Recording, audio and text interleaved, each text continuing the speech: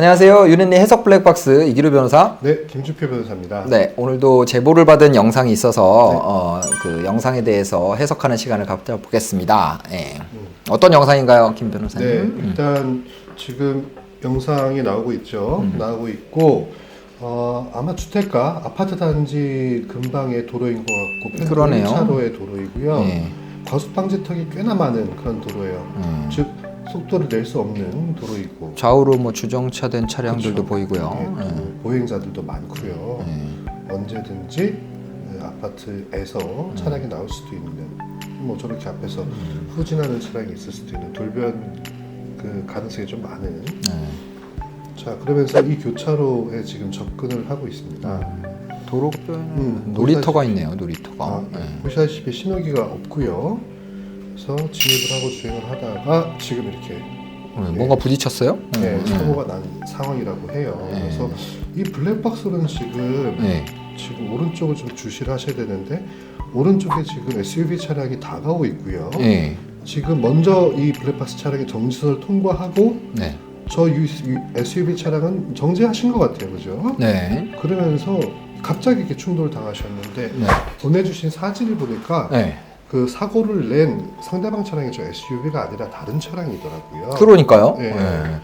사고가 난 상황이 사실 이 영상으로는 알아보기가 힘들 정도로 뭐 어떤 차가 와서 부딪혔는지 잘 모를 정도로 그런데 사진을 보니까 저 우측에서 보이는 블랙박스에서 보이는 차량이 아니더라고요. 네, 아니고 그냥 일반 승용차 SUV는 맞네요. SUV는 맞는데 티볼리인가요, 이거? 티볼리 같아요. 사진에 나와 있는 사고 차량은 티볼리고 영상의 우측에서 오는 차량은 SM6. 어떻게 보이세요, 이게? 아니요, 차 앞 모양을 보니까 그런 그 차량인 것 같더라고요. 어쨌든 상황은 그렇습니다. 그래서 제보자분께서 의견을 주신 게 지금 본인도 저 차량과 충돌한 것이 아니고 저 차량 뒤에서 진행하던 가해 차량이 갑자기 중앙선을 침범하여 교차로를 통행 중이던 자신의 차량의 어떤 후미 부분을 충격하였다 이렇게 얘기를 하시죠. 좌회전을 시도했다라는 거죠. 그렇죠. 그렇죠. 그러니까 오른쪽 블랙박스 영상에 보이는 차량을 추월을 해서 좌회전을 시도하다가 지금 블랙박스 차량을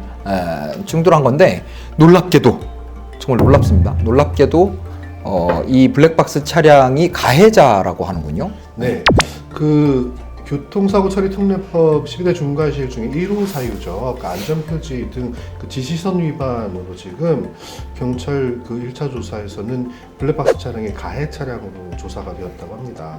저는 진짜 이 경찰 좀 그렇습니다만 이 경찰분들의 1차적인 판단을 듣고서 너무나 황당할 때가 많아요. 그렇죠. 뭔가 법규 위반, 그러니까 사고의 구체적인 상황을 고려하지 않고, 법규 위반이라던가 통행 우선권 이런 걸 기준으로 해서 그냥 일방적으로 가해자 피해자를 나눠버리는데, 진짜 이러시면 안 돼요. 이게 무슨 수학 공식이 아니잖아요. 이게 그렇게 간단하게 수학 공식처럼 도로상에 발생하는 모든 사고를 분류화할 수 있다면 노벨상 타야죠. 그렇지. 그러니까 말이에요. 그거는 그렇게 어떤 이 사고도 실은 앞에 보면 이 교차로를 직접 그 통과하기 전에 우측에 그 정지 안전 표지가 있고요. 일시 정지를 하라는 그런 지시가 있죠. 그리고 정지선도 분명히 그어져 있고요. 그런 경우에는 실은 정지를 했다가 출발하는 게 맞고 교통사고 처리 특례법상 1호 사유 지시 위반이 맞죠. 중과실이 맞긴 한데. 근데 만약에 이 차가 그게 문제됐다면 그러면 상대방 차량은 저쪽에도 분명히 정지선이 있잖아요. 그죠? 그 정지선에 정지했는지를 봐야 되는 거 아니겠어요? 네, 그렇습니다. 그러면 제가 봤을 때는 저렇게 그 지나가고 있는 상황에서 후미를 쳤을 정도면 천천히 후미를 쳤을 정도면 상대방 차량은 정지선 안 지켰을 게 너무나 당연하거든요. 정지선 안 지켰고요. 아마 가속했을 거예요.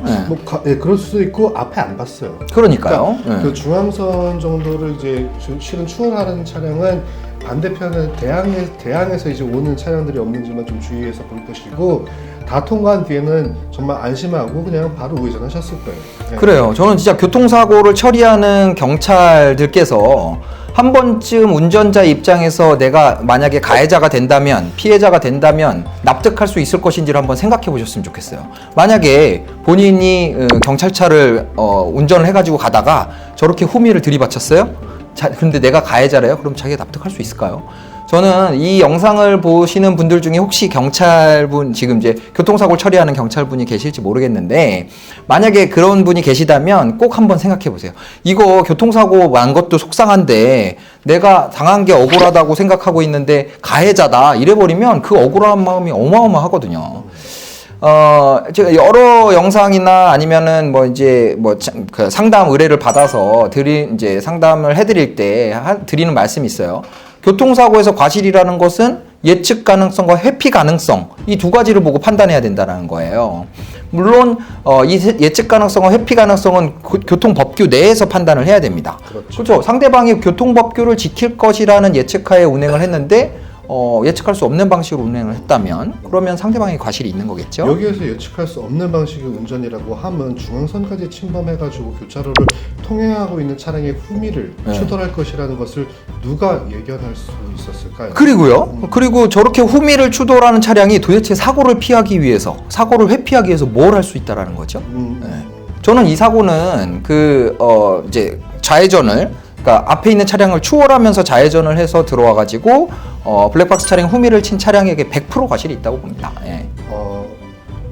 한번 판례를 한번 생각해 볼까요? 그러니까 이게 우리 교통사고 처리 특례법의 12대 중과실이라고 하면 그 중과실을 이제 위반을 해서 어떤 엄상 주임을 다하지 않아서 교통사고가 발생하였을 때 그 과실과 사고 사이 인과관계가 인정되어야만 합니다. 네, 중요한 말씀이에요. 그래서 이 교차로 통행 방법에 의한 통행을 하였을 때 이 사고가 발생하지 않았다라는 점이 실은 좀 인정이 돼야 될 부분이 있어요. 그런데 중앙선을 침범해서 달려오는 차량까지 피할 의무를 인정할 수 있는 이 부분이죠. 이분 12대 중과실을 엄밀히 말하면 위반하셨어요. 정지 안전표지 있었고요. 정지선 있었고요. 정지선 바로 앞에 과속 방지턱이 있었어요. 과속 방지턱이 있었으니까 실은 감속은 필수적이었겠죠. 정지하진 않으셨습니다.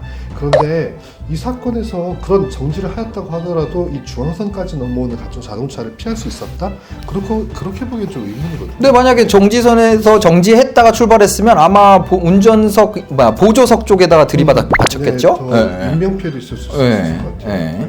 물론 이 사고도 인명피해가 있었을 거라고 보는데 어쨌든 이미 나는 내가 진행하려고 하는 방향의 교차로에 다른 차량의 방해 없이 진입을 해서 거의 다 지나가는 상황이었어요. 그렇죠. 근데 후미를 옆에 와서 치는 차를 어떻게 피합니까? 그죠? 그러니까 이렇게 인과관계가 인정되지 않은 과실에만 주목을 해서 그 차량을 가해 차량으로 보는 이런 조사는 좀 지양돼야 되지 않을까 생각이 들어요. 이 중대과실이 포함된 교통사고를 처벌하는 이유는 그러한 중대과실이 사고를 유발할 가능성이 높고 그래서 주의 의무를 더 부과하고 그리고 그 중대과실로 인해서 중대과실을 위반한 부분으로 인해서 사고가 났을 때 그때 처벌하는 규정이에요. 가해자 피해자를 구별하기 위한 기준이 아닙니다. 그러니까 사고에 대해서 과실 비율이라던가 가해자 피해자를 구분할 때는 분명히 사고 당시의 상황을 구체적으로 보고요. 그리고 그 사람이 이 사고를 양쪽 입장에서 서로 이제 그 입장을 바꿔서 고려해 봤을 때 예측 가능성과 회피 가능성이 어느 정도 인정이 되는지에 대해서 충분한 고려를 한 다음에 판단을 해야 된다라는 거죠. 만약에 이 사고처럼 이러한 트럭 차량의 이 블랙박스 차량의 1차량으로 인정되고 가해자로 인정된다? 그럼 상대방 차량 중앙선 침범해서 비정상적으로 운전했던 차량한테는 벌점도 부과한대요. 그건 정말 문제가 있는 거죠. 그렇죠. 제가 말씀드렸지만 상대방 차량도 분명히 정지선에 정지 안 했을 거거든요. 그 부분에 대해서 판단을 해봤는지 모르겠어요. 그런 위법성은 양 당사자에게 있다면 객관적으로 교차로를 다 통과한 이 차량은 피해 차량으로 봤어야죠. 네, 오늘 제가 좀 너무 홍보는, 그러니까 사실 이렇게 상담을 해보면 경찰분들이 너무 이렇게 안이하게 가피해자 구분하고 과실 비율에 대해서 판단을 내리는 그런 경우들이 너무 많아서 거기에 인명피해까지 더해진 사고라면 실은 진짜 당사자가 좀 느낀 억울함은 경종을 울릴 필요가 있다라는 생각이 들어요. 그래서 이런 사건 처리하시는 경찰분들 제발 뭐 이렇게 형식적으로 판단하지 마시고 구체적인 사안에서 누가 사고를 일으켰는지 판단을 잘 해주시고 또 한번 판단을 하실 때는 내가 이 사고의 운전자였을 때 가해자로 인정이 된다 그러면 납득할 수 있는지 이 부분 한번 생각해 보셨으면 좋겠어요. 물론 대다수의 그 조사관 분들께서 정말 노고 다 하시고 정말 업무를 착실히 잘 진행하고 계신데 저희가 드리는 의견은 아무래도 좀 실무를 담당하는 그런 업종으로서 그냥 한번 충원을 드렸다라고 좀 생각을 하시고 제가 너무 홍보를 했나요?